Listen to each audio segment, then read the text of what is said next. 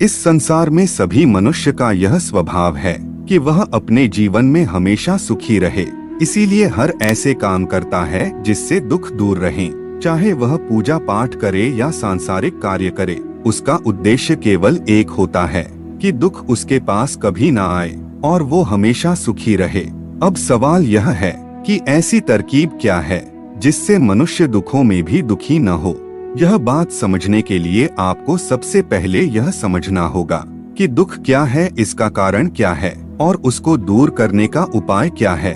दुख के बारे में अगर आप विचार करें तो देखेंगे कि दुख दो प्रकार के होते हैं, एक शारीरिक, दूसरा मानसिक। इन दोनों प्रकार के दुखों में भी हम देखते हैं कुछ ऐसे दुख होते हैं जिनको हम जानते ही नहीं, कुछ ऐसे दुख होते हैं जिसको हम जानते हैं पर दूर नहीं कर पाते क्योंकि हमारी आदत पड़ गई है। तीसरे प्रकार के दुख वह हैं जिनको हम जानते भी है और आसानी से दूर भी कर सकते हैं। मित्रों, आप सभी का धर्म ज्ञान गंगा के YouTube चैनल पर हार्दिक स्वागत है। पहले प्रकार का दुख ऐसा होता है जिनको हम जानते भी नहीं हैं। यह बात सुनकर कुछ विचित्र लगती है कि ऐसा कैसे हो सकता है कि हम दुखी भी हों और यह जाने भी नहीं कि हमारे ऊपर दुख है। इसको एक कहानी के माध्यम से समझते हैं। एक गांव में एक बालक रहता था।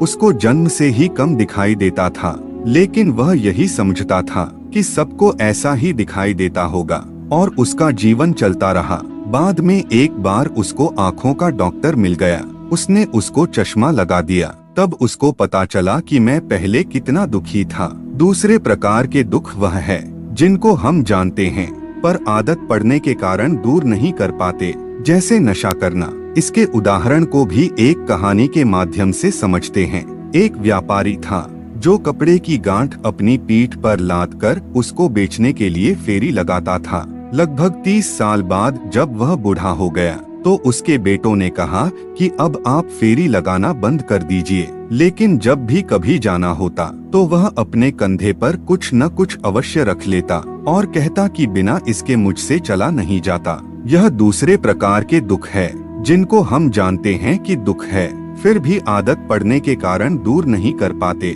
तीसरे प्रकार के दुख वह है जिन्हें हम जानते भी हैं और आसानी से दूर भी कर सकते हैं। एक बात और है कि अगर हम दुखों का कारण विचार करें तो असली कारण हम खुद है।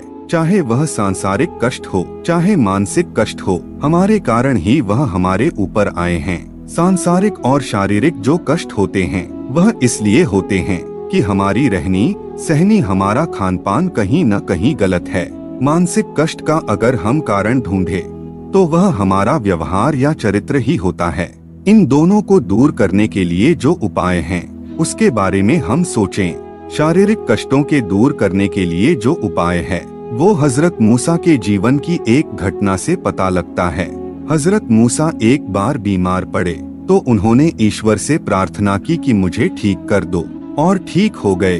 फिर दोबारा जब बीमार हुए फिर ईश्वर से प्रार्थना की और इस बार भी उसने कृपा करके उनको ठीक कर दिया। परंतु तीसरी बार ऐसा हुआ तो उनको ऐसा लगा कि आकाशवाणी से आवाज आई है कि हे मूसा, तू मुझे क्यों बार बार तंग करता है? अगर मैंने बीमारी बनाई है तो हकीम और जड़ी बूटियां भी बनाई हैं, उनका इस्तेमाल कर। यह तो शारीरिक कष्टों को दूर करने का उपाय था, लेकिन असली कष्ट जो हमको होता है वह मानसिक कष्ट होता है।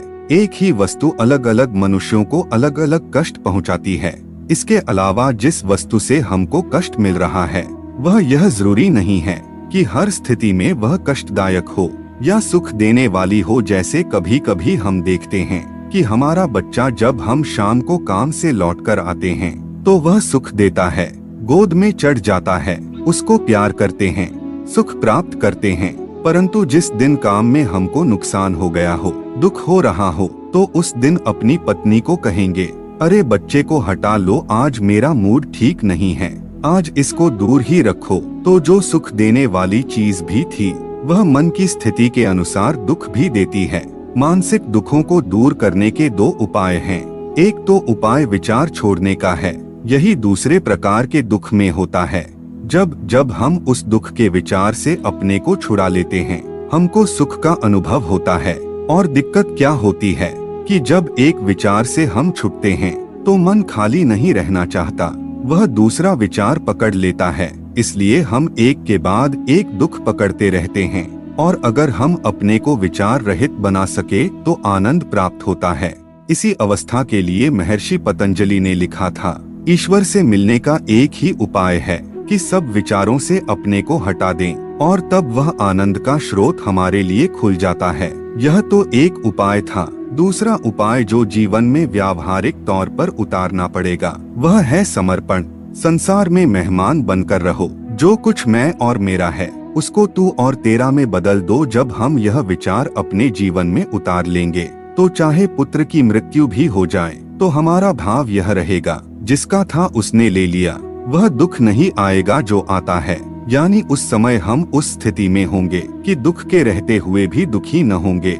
यही बात भगवान कृष्ण ने अर्जुन को कही थी कि तुम सम अवस्था में रहो। जब अर्जुन ने यह कहा कि यह मन तो बड़ा चंचल है, मुझे सम अवस्था में नहीं रहने देता, तो उन्होंने यही कहा था कि अभ्यास और वैराग्य से यह चीज प्राप्त होती है। वैराग्य यही है कि संसार में जो कुछ मैं और मेरा का बंधन है उसको तू और तेरा में बदल दो। मित्रों, अगर आप सभी ये बातें मन में उतार लेंगे तो आपको दुख कभी नहीं होगा। आज का विषय यहीं समाप्त होता है। दोस्तों, आप सभी इस वीडियो को लाइक कर दो और चैनल को सब्सक्राइब कर दो तथा वीडियो को अपने दोस्तों को शेयर जरूर करो और कमेंट में जय श्री राम लिखो। मित्रों, आप सभी को मेरी तरफ से धन्यवाद।